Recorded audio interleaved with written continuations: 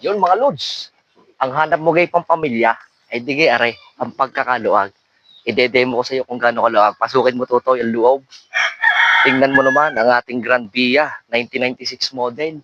Yan. I-demo natin na rin upuan kung paano iikot, paharap at palikod. Teka.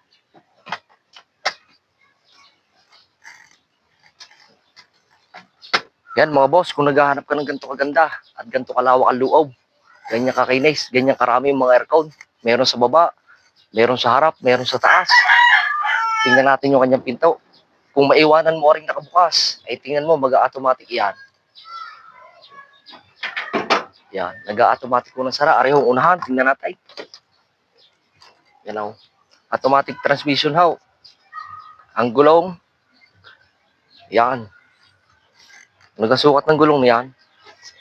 15 ang sukat ng gulong, makapal pa. Sa pintura, konting-konti lang ang diferensya. Konting scratch lang, boss. Yan, PM na kayo sa mga gusto nitong pampamilyang sasakyan. Maraming salamat ho.